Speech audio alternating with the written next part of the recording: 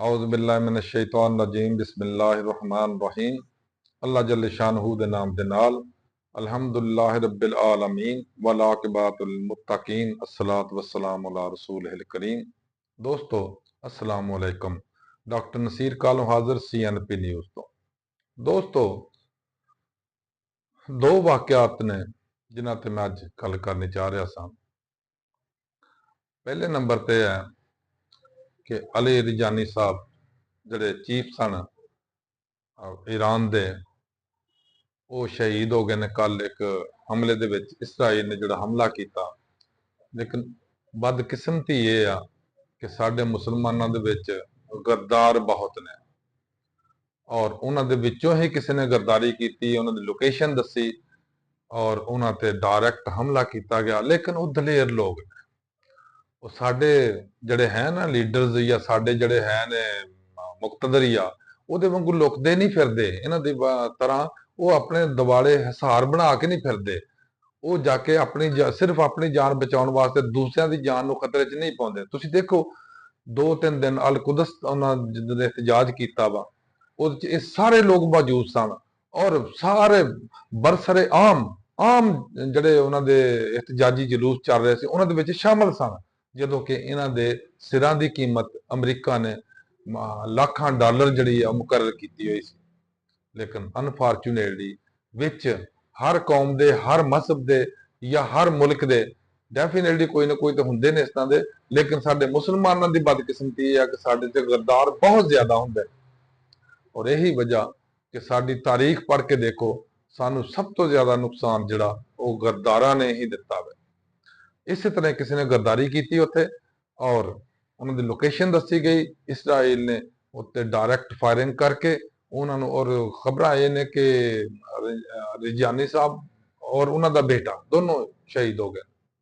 लेकिन ये सिर्फ शहीद नहीं, होर भी बहुत सारे लोग शहीद होए होंगे, लेकिन ज्यादा जिहड़े नामी ग्रामी है सन यही सन। अली खामनाई साहब तो बाद सब तो इंपॉर्टेंट बंदा जिहड़ा सी वो यही सी। और इन्हां दे जाण तो बाद अगर अमरीका या इसराइल ये समझदा कि ईरान नू सरेंडर करवा लेगा तो बहुत बड़ी भुल है, बहुत बड़ी गलती है इन्हां दी, बहुत बड़ी गलत फहमी है इन्हां दी। लेकिन उहदे नाल ही जिस वेले इन्हां दी शहादत होई आ, ईरान ने 30 पैंचा अलग करके रख छड्डिया इसराइल दा और उत्थे इन्नी मिसाइल छड़े ने, इन्ने मिसाइल मारे ने कि उत्थे तल अबीब छड्ड के इधर बहुत मतलब तबाही हुई आ। और होर तबाही करनी चाहिए, जिहड़े जुल्म करते हैं लोग उन्हां दे उत्ते भी जुल्म होना चाहिए, उहदे अदल दा बदला जरूर लेना चाहिए। असीं लोग क्यों मार खा रहे हैं? साडे मुसलमान मुल्क सिर्फ इस तो मार खा रहे हैं, चुप करके छित्र खाई जाते हैं। लेकिन ईरान ने सानू एक आइडिया दिता, मुस्लिम उम्मा नू एक नजरिया दिता, और मुस्लिम उम्मा नू एक हौसला दिता, उस मुस्लिम उम्मा नू एक रस्ता दिखाया कि अगर माड़ा भी होवे ना बंदा, जिस वे ईमान ते कायम होवे, असूल ते कायम है, अल्लाह ते ईमान रखदा वे, तो उन्हें बिल्कुल नहीं डरना चाहिए। उन्हें जो भी कर सकता अपने दिफा वास्ते या अपने हक वास्ते या अपने बचाव वास्ते उन्हें जरूर करना चाहिए। तुसीं देखो ना ईरान के उत्ते जिस हमला किया अमरीका और इसराइल ने, इन्होंने यही सी कि असीं 2 दिन नहीं इन्हें कढ़ने, असीं सारे उतली जिहड़ी है सी लड़ सारी इन्हां दी मुक्तदरिया दी या उन्होंने लीडर्स की वो खत्म कर देंगे तो असीं आराम नाल उत्थे रजीम चेंज कर लेना।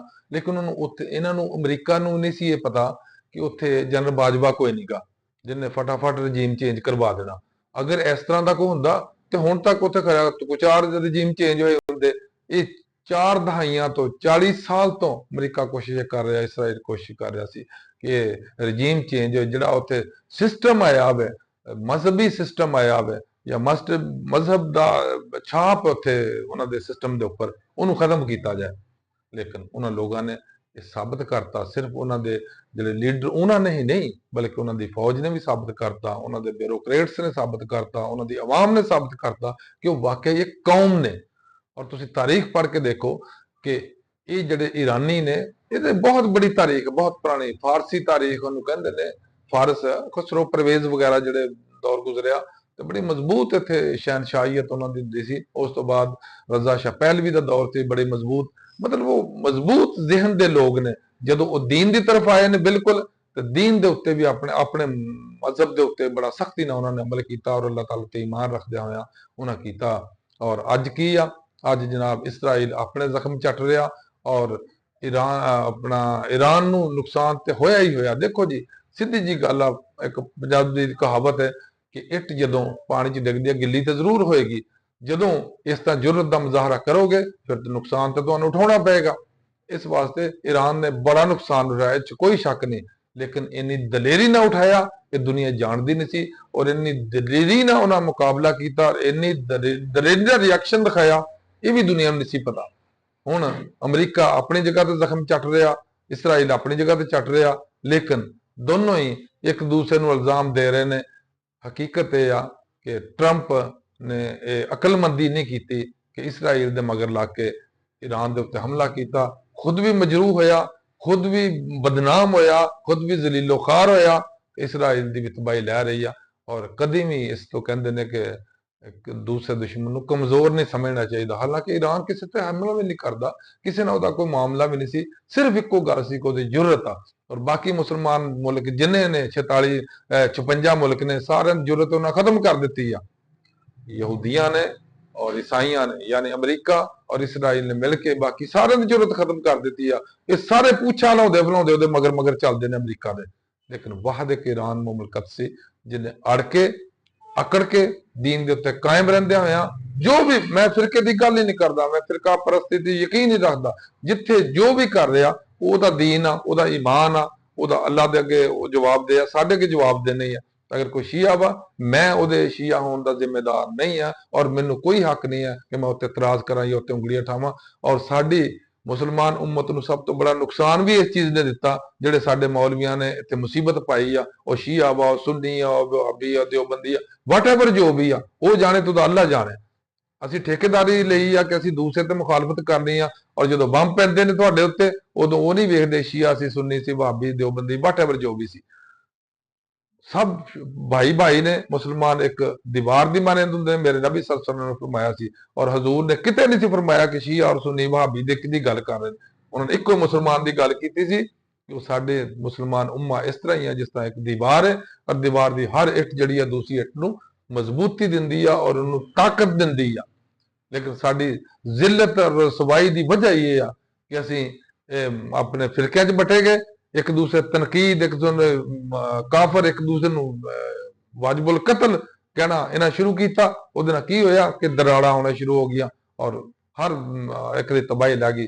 ਲੇਕਿਨ ਕਦੀ ਨਹੀਂ ਇਹਨਾਂ ਸੋਚਿਆ ਕਿ ਅਸੀਂ ਮੁਸਲਮਾਨ ਉਮਾ ਵਾ, ਇੱਕ ਉਮਤ ਆ, ਔਰ ਸਾਨੂੰ ਅੱਲਾਹ ਤਾਲਾ ਤੇ ਈਮਾਨ ਰੱਖਦੇ ਆ ਨਬੀ ਸੱਲੱਲਾਹੁ ਅਲੈहि ਵਸੱਲਮ ਦੇ ਫਰਮਾਨ ਤੇ ਅਮਲ ਕਰਨਾ ਚਾਹੀਦਾ ਕਿ ਇੱਕ ਉਮਤ ਆ, ਇਕੱਠੇ ਹੋ ਕੇ ਲੜੋ, ਇਕੱਠੇ ਹੋ ਕੇ ਜ਼ਿੰਦਗੀ ਗੁਜ਼ਾਰੋ। ਲੇਕਿਨ ਸਾਡੇ ਤਫਰਕਾਬਾਜ਼ੀ ਨੇ ਪੂਰਾ ਨੁਕਸਾਨ ਕਰ ਛੱਡਿਆ ਪੂਰੀ ਉਮਤ ਦਾ। ਲੇਕਿਨ ਇਹਨਾਂ ਨੂੰ ਬੇਵਕੂਫਾਂ ਨੂੰ ਫਿਰ ਸਮਝ ਨਹੀਂ ਆਉਂਦੀ, ਔਰ ਚੰਦ ਜਿਹੜੇ ਗੰਦੇ ਆਂਡੇ ਨੇ ਤਫਰਕਾਬਾਜ਼ੀ ਲੈ ਕੇ ਚੱਲ ਪੈਂਦੇ ਨੇ, ਉਹੋ ਹੀ ਅੱਗੇ ਪੂਰੀ ਉਮਤ ਨੂੰ ਖਰਾਬ ਕਰਦੇ ਨੇ। ਮੈਂ ਅੱਲਾਹ ਅੱਗੇ ਗੁਜ਼ਾਰਿਸ਼ ਗੁਜ਼ਾਰਾਂ, ਦੁਆ ਗੋਆਂ, ਅੱਲਾਹ ਤਾਲਾ ਮੇਰੇ ਇਸ ਕੌਮ ਤੇ ਮੁਸਲਿਮ ਉਮਾ ਦੇ ਅੰਦਰ ਇਤਿਹਾਦ ਇਤਫਾਕ ਦੀ ਫਜ਼ਾ ਪੈਦਾ ਫਰਮਾਏ ਔਰ ਸਾਡੇ ਚੋਂ ਕਦੂਰਤਾਂ, ਨਫ਼ਰਤਾਂ ਔਰ ਦੂਰੀਆਂ ਦੂਰ ਫਰਮਾਏ। ਅੱਲਾਹ ਹਾਫਿਜ਼। अस्सलाम वालेकुम।